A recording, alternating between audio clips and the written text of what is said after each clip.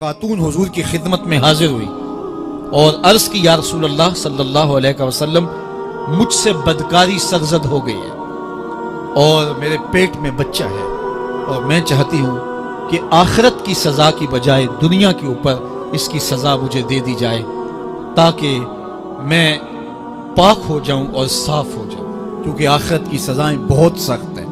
अल्लाह के महबूब अलैहिस्सलाम ने जिब्रील अमीन से एक दिन पूछा था, मुझे जहन्नम के अजाबों का जिक्र सुनाओ। तो अर्ज की या रसूल अल्लाह सल्लल्लाहु अलैहि वसल्लम, हल्का तरीन अजाब ये है कि जहन्नुमी के पाँव में आग के जूते रखे जाएंगे, बाकी उसके पूरे बदन पे आग नहीं होगी, सिर्फ आग के जूते उसको पहनाए जाएंगे। लेकिन उसकी हिद्दत, गर्मी और शिद्दत इतनी होगी, यगली मिनहुमा दमागुहु, उसकी शिद्दत से उसका दिमाग पिघल कर नाक और कानों के जरिए से बाहर आना शुरू हो जाएगा। ये सबसे हल्के अजाब की कैफियत है। और जो अजाब सख्त है, अल्लाह अल्लाह ताला कुरान मजीद में फरमाता है, सुम्मा ला यमूतु फीहा वला यहया, उस बड़े अजाब का जिक्र किया जो जहन्नमियों को दिया जाएगा। फरमाया उस अजाब की कैफियत ये होगी, बंदा ना जिएगा ना मरेगा। जिएगा इसलिए नहीं कि आगे और पीछे, दाएं और बाएं आग ही आग होगी, तो उस आग में जीना को जीना तो नहीं होगा। और मरेगा इसलिए नहीं कि मौत को मौत आ चुकी हो। तो वो कितना सख्त अजाब होगा। अल्लाह याज़ बिल्लाह के हल्के तरीन अजाब की कैफियत ये है कि पाँव में आग का जूता और दिमाग पिघल के नाक और कानों के रास्ते से बाहर आ जाए। तो उसने अर्ज की या रसूलल्लाह सल्लल्लाहु अलैहि वसल्लम, मेरे ऊपर हद जारी कर दीजिए। और उसने कहा कि मेरे पेट में जो है वो बच्चा है। अल्लाह के महबूब अलैहिस्सलाम ने फरमाया, जाओ जब बच्चा पैदा हो तो फिर आना। वो चली गई। तो जब बच्चा पैदा हुआ तो गोद में उठाए फिर हुजूर की खिदमत में हाजिर हुई और अर्ज़ की या रसूलल्लाह, ये है बच्चा जो मैंने गुनाह किया था, बदकारी की थी, आज ये उसकी निशानी है। तो अल्लाह के महबूब अलैहिस्सलाम ने फरमाया कि इसे ले जाओ और इसे दूध पिलाओ, और जब ये कुछ खाने पीने लग जाएगा तो फिर आना। कुछ दिनों के बाद वो दोबारा हाजिर हुई और उसने उस बच्चे के हाथ में रोटी का टुकड़ा दिया हुआ था और अर्ज की या रसूलल्लाह, देख लीजिए अब ये रोटी खाने लग गया है। अल्लाह अकबर। तो अल्लाह के महबूब ने फरमाया, इन्हें ले जाओ और जाके इन्हें संसार कर दो। उसकी ये हद बनती थी, उसको संसार किया और उसने खुद ये सजा अपने लिए कबूल की। तो ये बात ज़हन नशीन कीजिए कि ये वो लोग थे कि जिनसे कभी कोई गुनाह सरजद हो जाता तो वो जल्द तौबा करते, और उसकी बड़ी से बड़ी हद और सजा भी होती तो वो भी काटने के लिए तैयार हो जाते। मैं और आप देखें कि हमारी जिंदगी में अगर गुनाह है और हमें सच्ची तौबा की तौफीक भी नसीब नहीं है और आइंदा ना करने का अज़्म मुसम्मम हो, पक्का इरादा हो कि ये गुनाह जिंदगी में दोबारा नहीं करूंगा, अलग बात है कि फिर दोबारा उससे सरजद हो जाए। लेकिन जब वो तौबा कर रहा हो तो उस वक्त उसका पुख्ता आज़म हो और उसके दिल के किसी गोशे में ना हो कि चलो मैं तौबा कर लेता हूँ और फिर हो गया तो फिर कर लूंगा। पक्का आज़म हो कि दोबारा ये गुनाह नहीं करूंगा। और अगर जुबान से तौबा तौबा कर रहा हो और दिल में हो कि ठीक है ये तो सुबह भी मुझसे अमले बद सरजद होना है, तो अल्लाह ताला से ये मजाक करने वाली बात है। और अल्लाह ताला से जो मजाक करता है वो कहाँ खड़ा है वो खुद सोच ले। वो क्या किसी ने कहा था कि तौबा की, फिर तौबा करके तोड़ दी, मेरी इस तौबा पे तौबा तौबा तौबा कर उठी। तो ऐसी तौबा नहीं है कि जो रस्मन किसी मजलिस में चले गए, किसी इज्तिमा में चले गए तो सब लोगों ने तौबा तौबा की तो वो भी तौबा तौबा करता रहा, लेकिन उसका अज़्म मुसम्मम पुख्ता इरादा नहीं था गुनाहों को छोड़ने का। तो ये तौबा नहीं, ये मजाक है। इसलिए अल्लाह के हुजूर सच्ची तौबा ये है कि माँ कबल के गुनाहों से, अरे मिट्टी के घरौंदे पाँव पे बनाता है और उन्हें मिस्मार कर देता है। वो कभी आपने देखा होगा कि बच्चे रेत में अपना पाँव रख करके ऊपर से रेत थपक लेते हैं और फिर पाँव होले से निकाल लेते हैं, बच जाए तो बड़े खुश होते हैं, और जब खेल खत्म हो जाते हैं तो उसे गिरा देते हैं अपने हाथों से। बेलोल भी इसी शुगल में लगा हुआ है। बेलोल ये काम कर रहा है, घरौंदे बनाता है गिराता है, घरौंदे बनाता है गिराता है। बादशाह गुजरा, पूछा बेलोल क्या कर रहे हो? हंस के कहा, जन्नत के मकान बना रहा हूं। کہا بیچتے ہو؟ ہاں بیچتا ہوں. کتنے کا؟ 10 روپے کا. سیل لگائی ہوئی ہے. بادشاہ مسکرا کے گزر گیا. دیوانہ ہے، مجنوں ہے، اپنی موج میں لگا ہے. پیچھے سے ملکہ زبیدہ بھی آ رہی تھی. اس نے بھی دیکھا. کہا بہلول کیا کر رہے ہو؟ کہا جنت کے مکان بنا رہا ہوں. کہا بیچتے ہو؟ ہاں 10 روپے کا بیچتا ہوں. 10 روپے بادشاہوں کے لیے کیا ہوتے ہیں؟ 10 درہم نکالے، اس کو دیے، اس نے دریائے دجلہ میں پھینک دی. فقیر اتنی دیر تک فقیر نہیں بنتا. داتا صاحب فرماتے جب تک مٹی کا ڈھیلا اور سونے کی ڈلی اس کی نظر میں برابر نہیں ہو جاتا. اور ایک مکان کے گرد، ایک وہ گروندے کے گرد دائرہ لگایا. کہا یہ تیرا ہوا.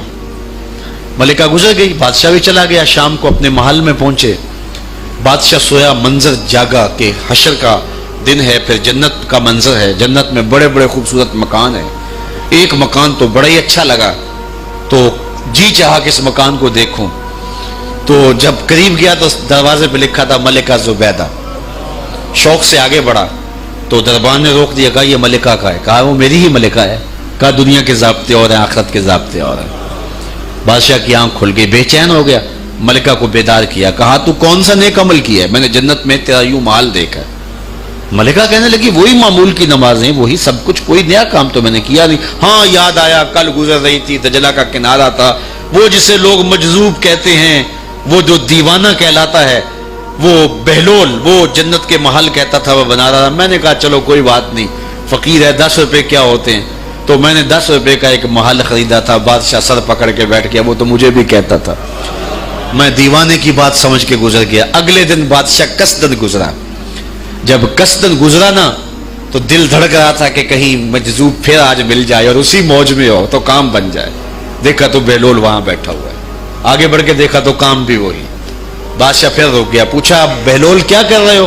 اب دل دھڑک رہا تھا کہ مجذوب ہے، کوئی اور بات کہہ دے تو چلو اچھا ہو کہ وہی جواب دے دے. اس نے وہی جواب دیا، جنت کے محل بنا رہا ہوں. بادشاہ کا کچھ دل ٹھہرا. پھر کہا اچھا بیچتے بھی ہو؟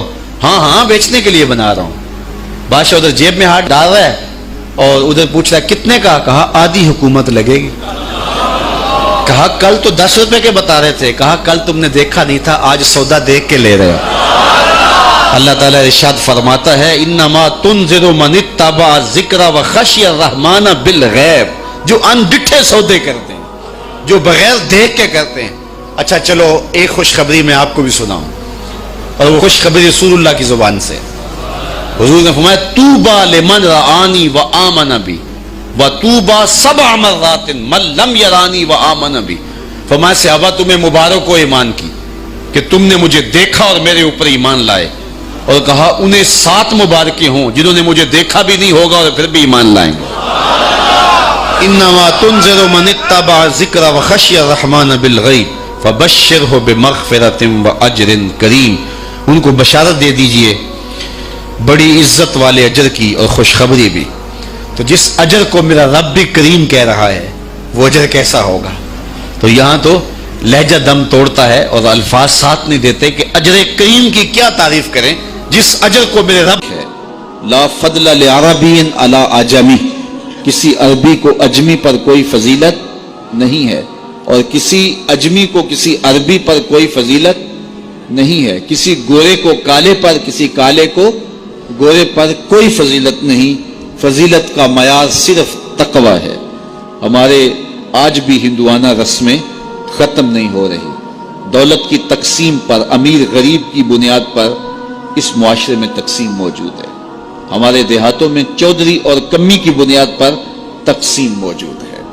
رعایا اور حکمرانوں کی بنیاد پر یہاں تقسیمیں موجود ہیں. لیکن میرے اور آپ کے آقا و مولا نے قیامت تک آنے والی انسانیت کے لیے جو منشور دیا وہ یہ تھا کسی عربی کو اجمی پر کوئی فضیلت نہیں، کسی اجمی کو عربی پر کوئی فضیلت نہیں، کسی گورے کو کالے پر کوئی فضیلت نہیں. چونکہ کالے رنگ بھی اللہ نے بنائے ہیں، گورے رنگ بھی اللہ نے بنائے. حکیم لقمان رنگ کے کالے تھے اور صورت اچھی نہیں تھی. تو کسی نے ان سے پوچھا کہ آپ اتنے بدصورت کیوں ہیں؟ تو حکیم لقمان نے کیا جواب دیا؟ کہا آپ شکل میں نقص نکال رہے ہیں یا شکل بنانے والے میں نقص نکال رہے ہیں؟ تو وہ خاموش ہو گیا. اللہ اکبر. تو یہ اللہ نے بنایا ہے نا, اس نے کانٹا بھی اس نے پیدا کیا ہے, پھول بھی اس نے پیدا کیا ہے, چہروں کی رنگت اس نے بنائی ہے, کسی میں کوئی رنگ بھر دیا, کسی نے کوئی رنگ بھر دیا. تو رنگوں کی بنیاد پر, نسب کی بنیاد پر کوئی افضل, کوئی اشرف, کوئی اعلیٰ, کوئی بد, یہ نہیں ہے, بلکہ معیار جو دیا گیا وہ کیا تھا؟ تقوی. ان اکرمکم عند اللہ اتقاکم, جو زیادہ متقی ہے اللہ کے نزدیک وہی معزز ہے, وہی معتبر ہے. پھر حضور علیہ الصلوۃ والسلام نے عورتوں کے بارے میں تاکید کی کہ وہ تمہاری زیر دست ہیں, ان کی ملک کچھ نہیں ہوتا اور کمزور ہیں, ان کے بارے اللہ سے ڈرنا. اور حضور نے ان کے ساتھ حسن سلوک کرنے کی وصیت کی. پھر غلاموں کے ساتھ حسن سلوک کرنے کا حضور نے درس دیا کہ جو خود کھاتے ہو وہ انہیں کھلاؤ, جو خود پیتے ہو انہیں پلاؤ, جو خود پہنتے ہو انہیں پہناؤ. بعض لوگ ملازم کو, ماتحت کو جو ہیں وہ ہلکے کپڑوں میں کسن رکھتے ہیں تاکہ پتہ چل جائے کہ یہ غلام ہے, یہ ملازم ہے اور ہم باس ہیں. حضور علیہ الصلوۃ والسلام نے ان 3 چیزوں کی تاکید کی. پھر حضور نے ہمسایوں کے حقوق کے حوالے سے بات کی, اور صحابہ فرماتے ہیں کہ اتنی بار حضور نے تاکید کی کہ ہمیں یہ گمان ہوا کہیں وراثت کے اندر حقدار نہ ٹھہرا دیا جائے.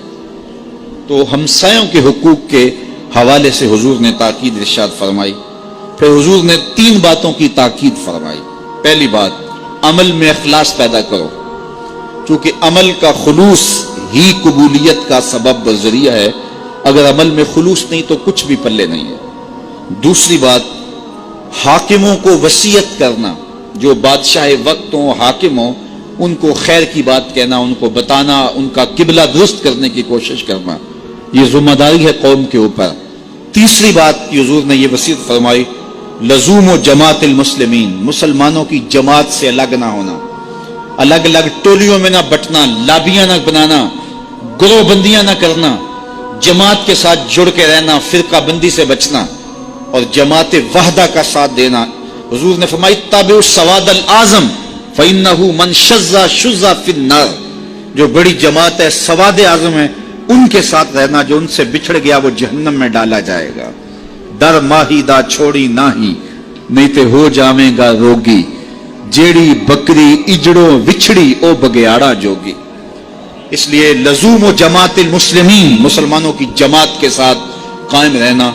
پھر حضور علیہ الصلوۃ والسلام نے فرمایا, میں امت مسلمہ, میں تمہیں لاوارث نہیں چھوڑ کے جا رہا, میں تمہارے اندر 2 بھاری چیزیں چھوڑ کے جا رہا ہوں, اور اگر تم ان کو مضبوطی سے تھام لو گے, میں ضمانت دیتا ہوں تم کبھی بھی گمراہ نہیں ہوگے. ایک اللہ کی